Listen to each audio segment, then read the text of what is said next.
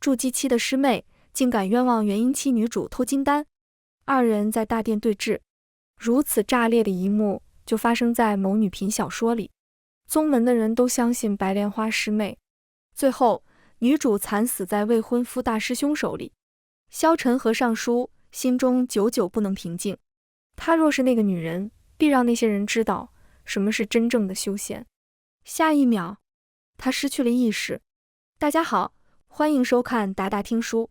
在睁眼，萧晨重生了，重生在一个年轻女子身上。前辈，为何夺我肉身？可否将肉身还给娃儿？女子的元神躲在旁边瑟瑟发抖，她在打坐修炼。突然有一个元神跑进来，占据了身体的主导权。萧晨转身望去，元神就是本尊的缩小版，可以看清楚原本的模样。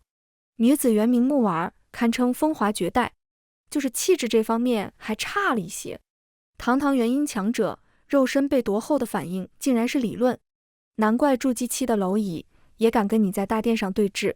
萧晨一阵无语。什么大殿？木婉疑惑。就在这时，外面传来一个男人的声音：木师姐，小师妹丢了一枚造化金丹，大师兄让你去大殿对峙。萧晨吃了一惊，这才明白过来，自己不仅穿越到那本女频小说，还成为了女主木婉。现在的时间线正是小师妹说祖传的造化金丹被木婉偷了，请宗门师兄弟们主持公道。前辈，我没有偷金丹，我要去解释清楚。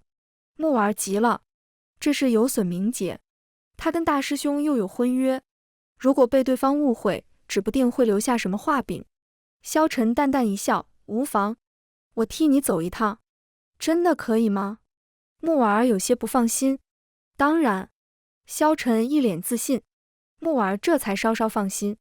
殊不知，萧晨心中冷笑，什么未婚夫大师兄，早就跟小师妹好上了。所谓的对峙，只是单方面的质问罢了。既然他来了，又怎么能让这种事发生？打开房门，门外是一名外门弟子。萧晨占据木婉的肉身，一眼就看透对方的修为，炼气期3层，蝼蚁。萧晨给出结论。那人看到木婉，显得十分不耐烦，大师兄很生气，你还磨磨蹭蹭的，赶紧跟我走。萧晨看向那人，带着冷意道，你是谁？那人还没回答，木婉的元神急道，前辈，再不快点过去，会被大师兄责罚的。责罚？萧晨眉头一挑，金丹期责罚元婴期，女主过的都是什么日子？那人愣了愣，旋即答道，我是外门弟子李翰。话音未落，他一声脆响，萧晨猛地扇了对方一耳光。那个叫李翰的外门弟子被打得到飞出去，重重地摔在地上。元婴期的肉身强度，即使收了力，也不是一名炼气期修士能够承受的。毫不夸张地说，元婴期强者只需要一个念头，就能震死一大片炼气期。你还知道自己是外门弟子，记住自己的身份，再敢对师姐不敬，就不是一巴掌那么简单了。萧晨的话语带着一丝杀意，周遭的空气仿佛都凝结了，气温骤降，生死都在一念之间。李翰浑身都在颤抖，这一刻他才真正意识到元婴期的强大。整个宗门上下，只有掌门和木婉拥有元婴期的实力，掌门是元婴中期，而木婉已经达到元婴后期，二人都没有出过手，因此弟子们缺少对强者的认知。萧晨不再理会李翰，而是径直飞向大殿。前辈，李翰生性奸诈，他一定会去执法堂告状的。木婉担忧道。执法堂？萧晨不禁笑了，他们管小事，小事没了，他们管我，他们没了。木婉也不敢多说什么，弱弱地道，可是打人终究是不对的。刚才你不爽吗？萧晨问。爽是爽了，木婉也不得不承认，刚才那一巴掌绝对是他这辈子最舒爽的一次，有一种扬眉吐气的感觉。元婴期的速度很快，飞行片刻，一座巍峨的大山映入眼帘。这是主峰，主峰上有一座大殿，名曰青木殿，也是整个宗门的主殿。前方主峰，禁止飞行。几道身影快速飞过来，将木婉儿围在中间，颇有兴师问罪的意思。萧晨不由觉得好笑，几个借助飞剑才能飞行的筑基期，竟然有胆子为一个元婴期强者，也不知道谁给他们的胆子。主峰禁飞，我怎么不知道还有这规矩？萧晨双手抱胸，露出玩味的笑容。按照小说里的剧情，这是小师妹的几个舔狗故意针对女主设置的陷阱，让女主不行登上主峰。大殿里的人一看女主迟迟未到，就认为她是心虚不敢来。等女主赶到主殿，里面的人都已经向着小师妹了。想到这里，萧晨的脸色瞬间黑了下来。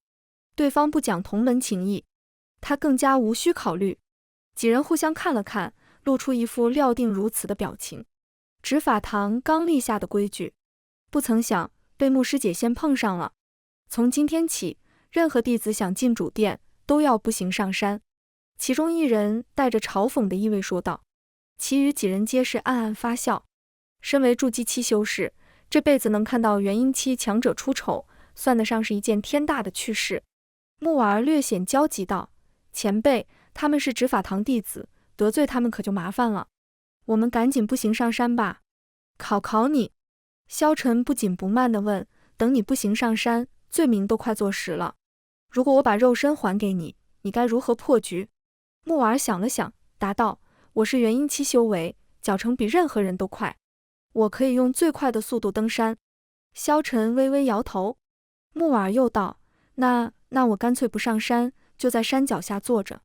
时间一久，大师兄一定会下山寻我，到时候大师兄一定会严加惩罚这些狗仗人势的东西。说着说着，木婉儿越发觉得正确。大师兄向来公私分明，秉公执法，他相信只有大师兄可以为他主持公道。萧晨轻轻一叹，思路还是不对，这么做只是把希望寄托在别人身上，更何况那位大师兄可不是什么善茬，表面上生性高冷，实则只是对木婉儿高冷。遇到小师妹之后，什么高冷全都抛诸脑后了。所谓的秉公执法也是如此。女主误摘一枚灵果，被大师兄抓到罚跪3天。小师妹嘴馋，溜进药园子摘了满满一筐的灵果。那位大师兄却是一笑了之，还叮嘱对方下次小心点，被掌门发现可就要重罚了。对此，小师妹也只是调皮的吐了吐舌头，表示下次注意。一想到这儿，萧晨就觉得心口发堵，低头看了看，差点忘了，现在是女儿身，气多了对乳腺不好，元神之间的交流，外人根本无法得知。在周围几人看来，木婉儿是在犹豫，几人的态度顿时变得恶劣。木婉儿还不下去，要么步行登山，要么滚，少在我们执法堂面前摆你元婴期的架子。你以为元婴期修为很了不起吗？萧晨目光一凝，露出人畜无害的笑容，问道，麻烦重复一遍，最后那句是什么？啊！几人面面相觑，不明白木婉儿想干什么。你以为元婴期修为很了不起？其中一人试着又说了一遍。话音未落，萧晨像拍苍蝇一样对着几人扇了过去。他的速度很慢，看上去就是随手而为，可落在几个筑基期弟子的眼里，这一手暗含法则之力，周围的空间都被锁死，根本避无可避。他，那几个执法堂弟子就像断线的风筝一样，从高空径直坠落。此处虽高，凭着筑基期的实力，也不至于摔死。几人摔在地面上，浑身经脉和筋骨断了大半。一时间，主峰山下惨叫连连。身为执法堂弟子，却以公谋私，该罚。另外告诉你们，元婴期就是了不起。萧晨的声音不大，却清晰地传到几人的耳朵里。说完，萧晨正打算走，底下却传来几人怨毒的声音。木婉儿，你竟敢打我们！虽然我们不是执法堂核心弟子，却也不是你能得罪的。等我们告诉执法长老，让你吃不了兜着走，你死定了。闻言，萧晨的身形一顿，狂风吹在青色衣裙上猎猎作响。萧晨冷冷地注视着下方，口中喃喃道：“阎王让你3更死，奈何你们非要插队，2更就上路。”受伤最轻一人强撑着残躯站起身，怒道：“木娃，既然撕破脸了，那就不妨告诉你，大师兄早就看你不爽，想杀之而后快了。现在交出小师妹的造化金丹，兴许还能留你一条贱命。”木娃听到大师兄的名字，整个神魂都颤抖了一下。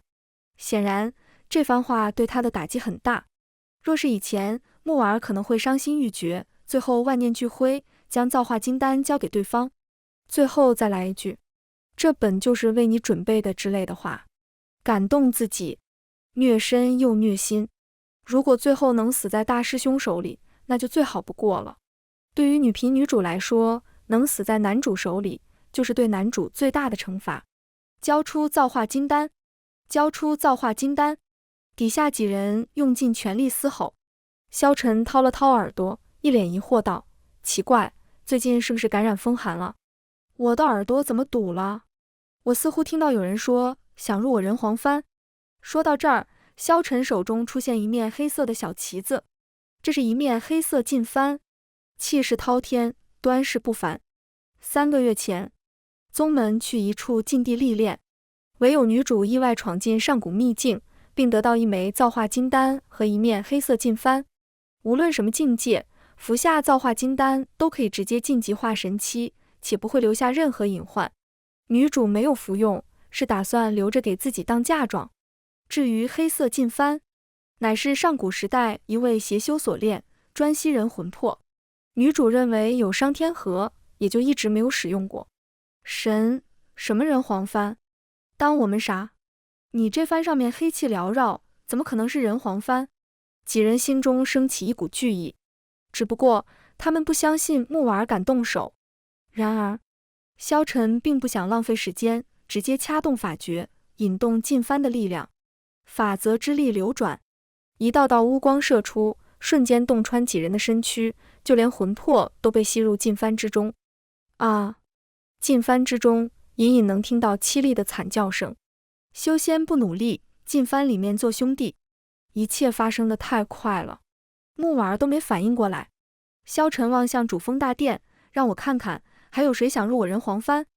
大殿内，核心弟子汇聚一堂，甚至还有几个长老参与其中。牧师姐还没过来，我家祖传的金丹是不是拿不回来了？一名年轻女子满脸委屈道：“小师妹，她躲得了一时，躲不了一世。我已经让人去请了，想不到木娃竟然做出这等丑事，师门不幸呐！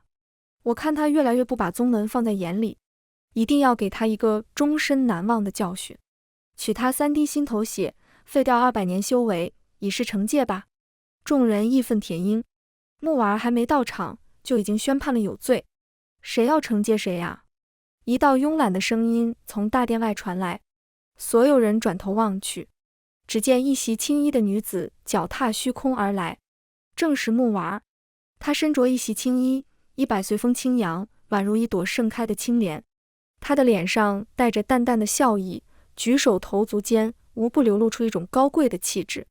小师妹眼中闪过一丝嫉妒之色：“牧师姐，你终于来了，你不想我来？”萧晨反问。小师妹顿时一愣，她就是心里疑惑，执法堂弟子为何没拦下木娃？一名核心弟子见状，呵斥道：“木娃，这就是你认错的态度吗？”萧晨嘴角勾勒出一抹弧度，问道：“那我应该是什么态度？”自负双手，下跪认错，求小师妹原谅，求执法堂高抬贵手。几个核心弟子一人一句道：“哦。”萧晨露出一脸无辜的表情：“不是让我来对质吗？真相还没有水落石出，就让我认错，不应该先调查一番吗？”这个表情和神态，简直和傻白甜女主如出一辙。小师妹躲在众人身后，暗暗得意。如果没有十足的把握，她也不会这么兴师动众。还调查什么？事情不是很明显吗？难道我们冤枉还能你？交出造化金丹，等候发落吧。竟然偷盗同门宝物，你这种修行界的败类，看到就觉得恶心。在场的人不断说着，将木婉贬得一文不值。自始至终，那位大师兄都不曾开口。萧晨分明看到他的嘴角噙着淡淡的笑意，太过分了！木婉元神都气得发抖。萧晨狂喜，女主终于觉醒了。然而下一秒，只听木婉说道：“前辈，能否帮婉儿洗刷冤屈？只要前辈能还婉儿一个清白，婉儿愿一生侍奉左右。”卧槽！萧晨忍不住骂了一句。果然不能用常理看待女频小说里的女主。萧晨撇撇嘴，非常郑重地道：“放心，包在我身上。多谢前辈。”木婉大喜。嗨嗨！萧晨清了清嗓子，一改之前的态度，神色冷冽道：“不错，金丹是我偷的，你们想怎么样？”所有人都愣住了，包括木婉在内，大家都以为自己听错了。小师妹也是如此，她已经想好对策，不管对方如何辩解都没用。可是没想到木婉直接就承认了，小师妹都懵了，紧接着就是一阵狂喜。木师姐，只要你把造化金丹还给我，我可以帮你跟大师兄和执法堂求情。小师妹抹了抹眼角并不存在的泪水，柔柔弱弱的模样，当真惹人怜爱。呵呵，萧晨淡淡一笑，心念一动，黑色劲幡出现在大殿上，一股森寒之意瞬间弥漫，大殿温度骤降。小师妹忍不住打了个寒战，东西就在这面人黄幡里，你们想要就进去拿好了。萧晨负手而立，现场瞬间安静，所有人面面相觑。你们在犹豫什么？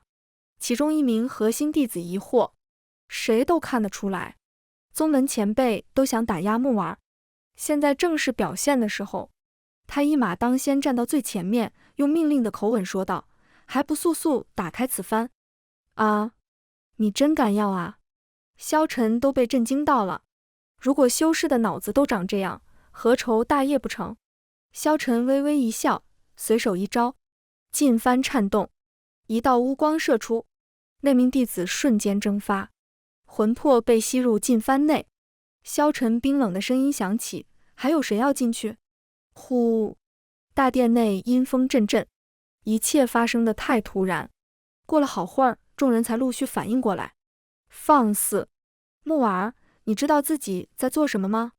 残害同门，罪大恶极，应该挖出灵根，剜下仙骨，取心头血，还要交出储物戒指。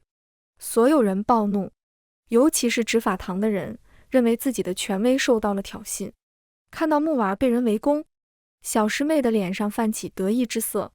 萧晨不紧不慢地道：“我筑基期的时候，你们欺负我；我元婴期的时候，你们还欺负我，那我不是白修炼了吗？”几个年轻人相视一眼，忍不住道：“他说的好有道理。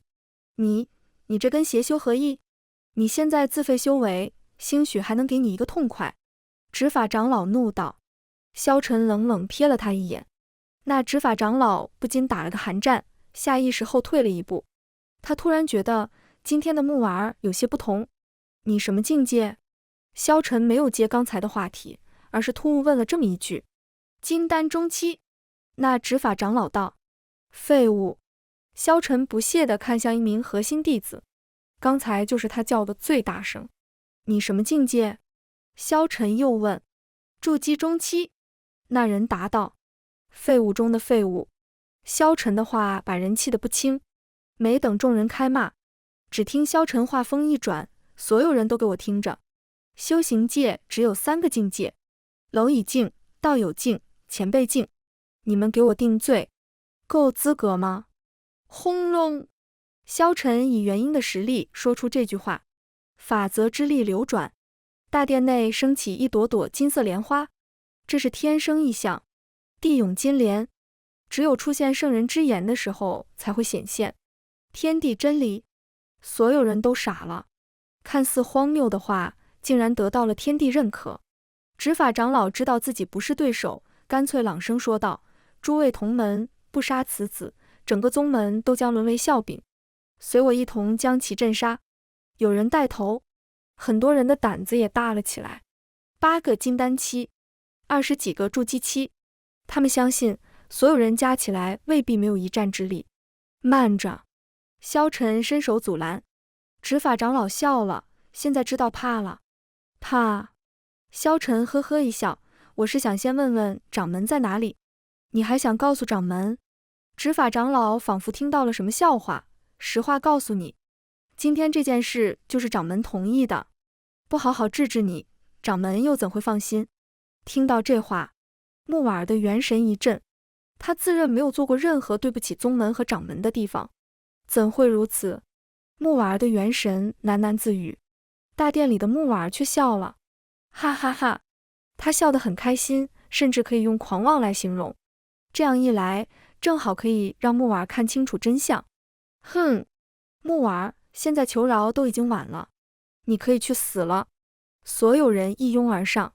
他们不知道的是，在元婴期强者面前，数量并没有任何作用，唯有踏足过这个境界，方知这个境界的真正力量。这一次，萧晨没有动用劲幡的力量，只见他缓缓浮到空中，目光冷冷注视着下方。给你们3息时间放下武器，否则死！萧晨的声音像是从地狱传来，让人不寒而栗。他想让真正的木婉儿成为掌门，那就需要培养自己的手下，总不能全部杀了。一些核心弟子互相看了看，大家不要怕，他只是虚张声势罢了。就算他是元婴期，未必杀得了我们所有人。执法长老继续给大家加油打气。然而，面对生死考验，还是有人怕了。他们愿意放下武器，站到木婉儿这边。很好，你们做了个正确的决定。萧晨点点头。聪明人才配在残酷的修仙界活下去。说罢，他再也没有丝毫犹豫。剑来！萧晨低喝一声，声音并不响亮，却犹如晨钟暮鼓，震人心魄。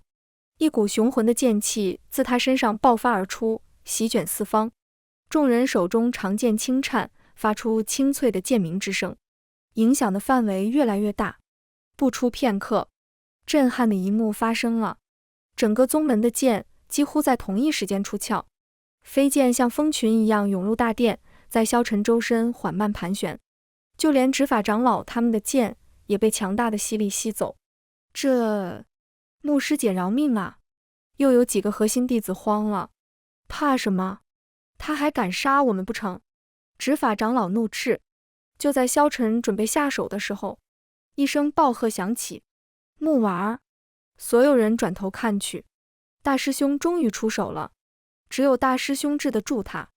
小师妹面色一喜，你还有什么话要说？萧晨开口。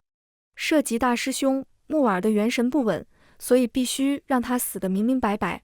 大师兄给了小师妹一个放心的眼神，随后大步挡在众人身前。这番行为自然引得众人拍手叫好。大师兄，你要小心啊！小师妹的茶艺一如既往的稳定。大师兄上前，掏出早就准备好的一张纸。木婉儿的元神能看到外面的情况，这是他们的婚书，也是娃娃亲。只是后来发生了变故，整个村子被屠戮殆尽。2人被下山历练的前任掌门所救，这才踏上了修行路。大师兄的父亲临终前交代，一定要保管好婚书，主要是担心木婉儿飞黄腾达后不认账。大师兄倒是心高气傲，他一直认为这张婚书阻碍了他的修行，这是他的魔障，只有撕毁婚书才能打破樊笼，消灭心魔。这种想法在小师妹上山后达到了极致。他认为自己有追求爱情的权利，既然找到了一生守护的女子，自然要找机会撕毁婚书。只是木婉儿没犯什么大错，让他找不着机会。如今，机会就在眼前，千载难逢。他不仅要毁掉婚书，还要借此破坏木婉儿的道心。哦，你要撕毁婚书？萧晨笑了。这就是双喜临门。修行界讲究因果，婚书一毁，2人再没有任何因果。大师兄的资质十分有限，能达到金丹境界，还是木婉儿给他提供了很多资源的缘故。否则，他可能到现在还是个筑基期。在原著小说里，他也用婚书威胁过木婉儿，每一次都是木婉儿妥协，这也就罢了。最后竟然撕毁婚书，并且偷袭木婉。木婉眼睁睁看着自己被挖灵根、剜仙骨、取心头血、夺储物戒指，最后这些东西都被送给了小师妹。后续剧情是木婉重生复仇，然而女频文所谓的复仇，就是开启另一种宫斗模式，赢了大殿质问，赢了各种小算计，被诬陷偷宗门宝物也是如此。女主早就布下留影石，跟监控设备一样，让所有人都看清楚是小师妹所为。可这有用吗？女主还是无法改变这些人的偏见，各种闲言碎语不断，认为女主心机重，竟然提前留了后手。所有人更加心疼小师妹。女主重生后，心态发生了改变，完全不把这些话放在眼里，也就是所谓的独自美丽。萧晨看到这种剧情的时候，整个人都是懵的。这不就是精神胜利法？对敌人有伤害吗？既然他来了，就不会让这些事情发生。想复仇就只有一个字：杀。杀到时间无人敢惹。大师兄眸中闪过一抹寒光，碍于婚约，我才对你百般忍让。如今你这般行事，就算我撕毁婚书，也怨不得我。说完，大师兄手中灵力一动，砰！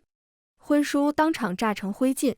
大师兄露出得逞的表情，木婉，婚书一毁，你再也不能束缚我了。大师兄，你为了我这样做不值得，而且你这样做，牧师姐的道心受损，今日就很难走脱了。小师妹这是在提醒大家，千万不要放过木婉。大师兄一改冷漠的态度，柔声道：我这么做不只是为了你，也是为了跟过去的自己做一个了断，更是为了整个宗门考虑。没错，为了宗门铲除这个妖孽，一切为了宗门。众人掏出法宝，准备诛杀木婉。如果是真的木婉，看到婚书被毁，可能连活下去的勇气都没有。可是现在，木婉的元神以第三视角看到整个画面，心中无比悲伤，却不至于被影响到心。更别提萧晨只是占据对方的肉身，内心毫无波澜，甚至有点想笑。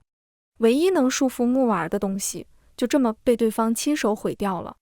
萧晨的声音再次响彻大殿：我邀诸位共入人皇幡，有诸位的魂魄加持，人皇幡的威力将提升不少。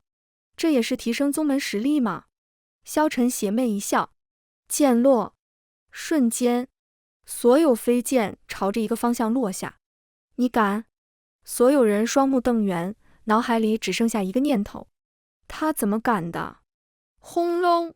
元婴之下皆为蝼蚁，他们连做出防御的动作都来不及，整座大殿都被炸飞了。良久，尘埃落尽，除了投降的人之外，只有2个人还活着，一个是大师兄，一个是小师妹。2人浑身不断颤抖，显然受了不小惊吓。萧晨控制劲幡吸收魂魄后，重新降落在地面上。婉儿，你就知道你不忍心杀我。大师兄劫后余生，喜不自胜。他，萧晨随手甩出一巴掌，2人同时被扇飞出去。留你们一命是想告诉你们一个道理：有实力的叫霸道总裁，没实力的叫疯狂作死。大师兄，送你往生。